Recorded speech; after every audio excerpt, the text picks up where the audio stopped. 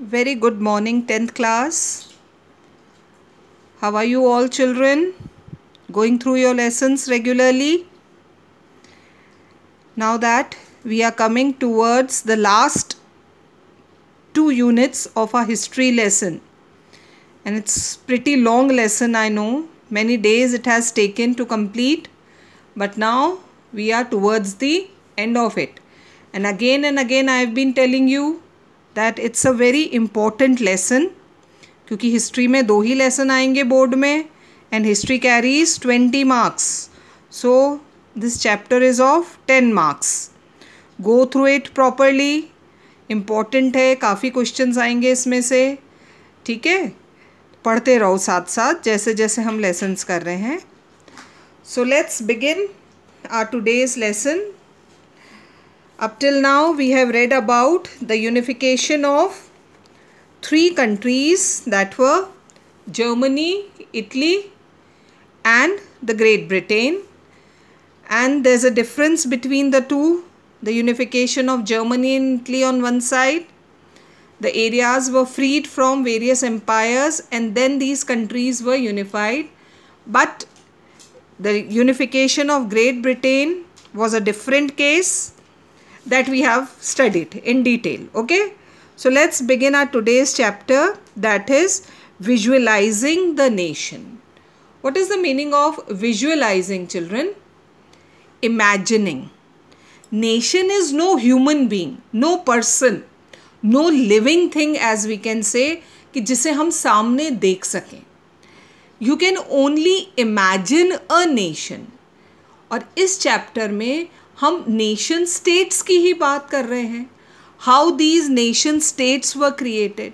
तो जिन रेवोल्यूशनरीज़ ने, जिन लीडर्स ने, बिस्मार्क, मेज़िनी, इन्होंने जब नेशन के बारे में सोचा तो क्या इनके दिमाग में चल रहा था, कैसा होना चाहिए वो nation.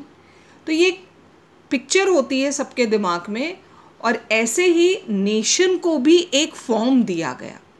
That is what we are going to read in today's lesson, visualizing the nation. While it is easy enough to represent a ruler through a portrait or a statue, because a king, a ruler is a human being, you can easily create a picture, a portrait, a statue of a king. बहुत आसानी से हम उसे create कर सकते हैं क्योंकि वो है हमारे सामने, है ना, फिजिकली प्रेजेंट है. But nation is not a physical idea, it's an abstract idea. तो उसे फिज़िकल फॉर्म देना या एक किसी भी फॉर्म में इमेजिन करना थोड़ा सा डिफ़िकल्ट हो जाता है. But how does one go about giving a face to a nation.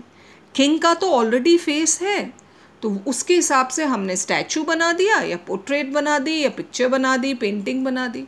लेकिन नेशन का क्या करें, उसके बारे में हम कैसे सोचें.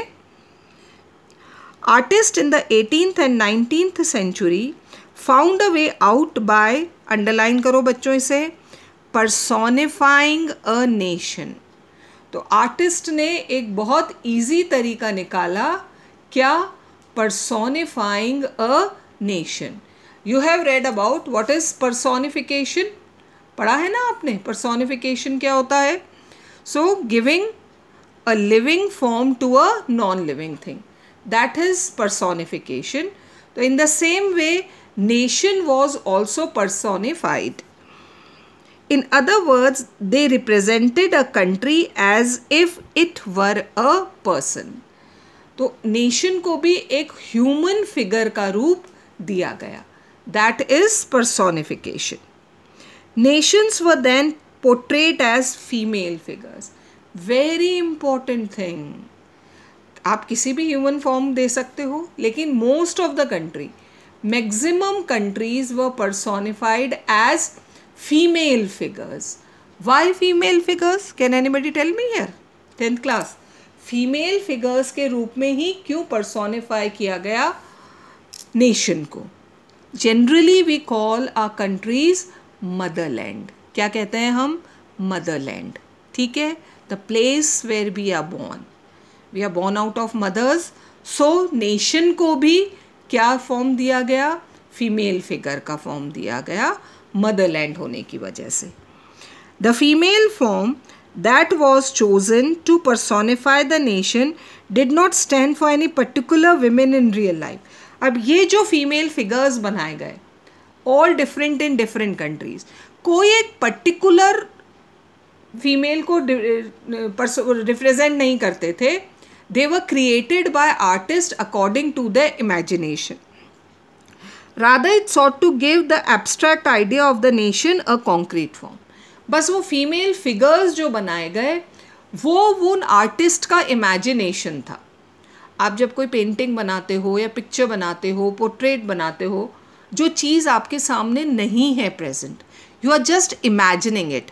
अपना क्रिएशन, अपना इमेजिनेशन यूज़ करते हुए व्हेन यू क्रिएट एनीथिंग, तो whatever you have in your mind, आप अपने दिमाग में जो सोच रहे हो बस उसी को उस पिक्चर में या पोर्ट्रेट में उतार देते हो. The same thing was done by the artist also. They personified motherland, they personified their nation. और किस रूप में पर्सोनिफाई किया उन्होंने, जैसा वो अपनी कंट्री को देखना चाहते थे. तो it was not a particular women और a particular female, but it was just an imagination of the artist, those who created these female figures. That is the female figure became an allegory to the nation. तो ये जितनी भी female figures बनी ये क्या कहलाई, allegory to a nation. Allegory क्या कहते हैं, देखो बच्चों, it's given there, when any abstract idea is express through a person और a thing, the same thing, personification. तो ये female allegories, they became a symbol of various countries. You will recall that during the French Revolution, artists used the female allegory to portray ideas. 9th में जब आपने French revolution chapter पढ़ा था, वहाँ कुछ symbols sorry lesson के बीच में कुछ सिम्बल्स थे और वो symbols were also created by the artist to represent many things such as liberty, justice and the republic. इन सब के भी कुछ सिंबल्स क्रिएट किए गए.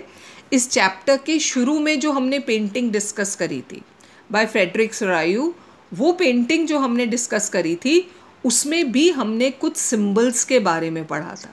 क्या थे वो symbols, those broken chains, that statue of liberty symbolising freedom, that torch in her hand. ये सब क्या थे, ये सिंबल्स थे, सिंबॉलिक चीज़ें थी जो किसी न किसी चीज़ को रिप्रेजेंट कर रही थी. तो ऐसे ही फीमेल फिगर्स भी कंट्रीज़ को रिप्रेजेंट करते थे. These ideals were represented through specific objects or symbols. As you would remember the attributes of liberty, ये अच्छे से याद कर लेना.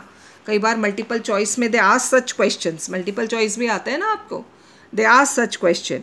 लिबर्टी किससे रिप्रेजेंट हो रही थी, red cap or the broken chain, while justice is generally we all know it's a very popular figure, blindfolded women carrying a pair of weighing scales. तो ये all over universal symbol है justice का, a blindfolded women carrying a pair of weighing scales. तो ये कुछ symbols थे which were created during French Revolution and afterwards. और इन्हीं सिम्बल्स को आगे कैरी आउट किया गया, जो फीमेल फिगर्स बनाए गए, एलिगरीज बनाई गई representing a nation. Similar female allegories were invented by artist in the 19th century to represent the nation. जैसे ये सिम्बल्स क्रिएट किए गए for different things, in the same way symbols were also created, और we can say female allegories were also created to represent nation. सबसे पहले again कौन सी country में हुआ, in France. She was Christian Marie. France में the female allegory, उसको क्या नाम दिया गया, Marie. How are you going to pronounce this word, it's a French word, but how are we going to pronounce it, Marie. A popular Christian name, सबसे common name होता है Christians में Mary. तो उस फीमेल फिगर को भी, जो France की एलिगरी थी, she was named as Mary, which underlined the idea of a people's nation. And why was she named as Mary? It shows that the country belongs to common people. क्योंकि एक common women का name उस allegory को, उस figure को दिया गया था, that the country belongs to common people. Her characteristics, अब जो क्रिएट की गई फीमेल एलिगरी वो देखो क्या थी. हर characteristics were drawn from those of liberty and the republic. See now this is the description. She was wearing the red cap, हाँ कैप पहन रखी है. जो क्लोथ, उन्होंने क्लोथ्स पहन रखे हैं, that is the tricolour, the flag of France, वो पहन रखा है उन्होंने, wrapped around her. And the cockade, सिर पर हेडगेयर है.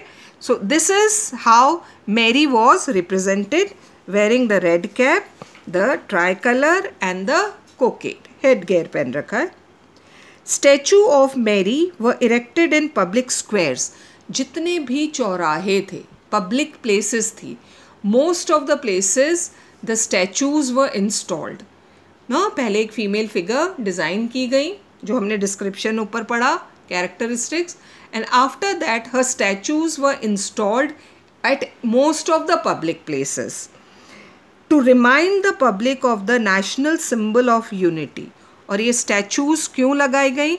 सो that whenever people go and visit those places they see the statue of Marie, और उन्हें ये गर्व हो कि yes this country belongs to us, and to persuade them to identified with it, है ना. They can recognise a common women जो कि उनके बीच में ही रहती हैं. नेम भी वही है जो शायद हर सेकेंड या थर्ड क्रिश्चियन लेडी का नेम होता है, मैरी, और वो ही उसे नाम दिया गया, so that common people can associate themselves with it. Mary images were marked on coins and stamps. See, इतना popular, वो female allegory became so popular that her pictures were marked on coins and stamps, the common things used by the people. Coins जो everyday life में वो use करते थे, उस पे Mary की पिक्चर थी, और स्टाम्प्स जो उस समय लेटर्स के लिए यूज़ किए जाते थे. So to make it more and more popular, जितनी बार लोग उसे देखेंगे तो वो नेशन के प्रति अपनी फीलिंग रखेंगे. That is development of nationalism. ये भी एक तरीका था. सिमिलरली, अच्छा अभी तो हमने पढ़ा that was in France, Marie. Same thing happened in Germany also. Similarly Germania became the allegory of the German nation. ये नाम तो याद रह जाएगा. जैसे फ्रांस की फीमेल एलिगरी का नेम था मैरी, वेरी इजी. जर्मनी की female allegory was named as जर्मीनिया.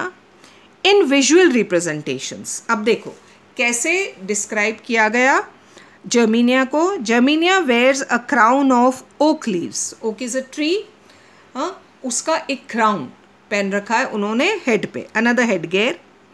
As the German oak stands for heroism.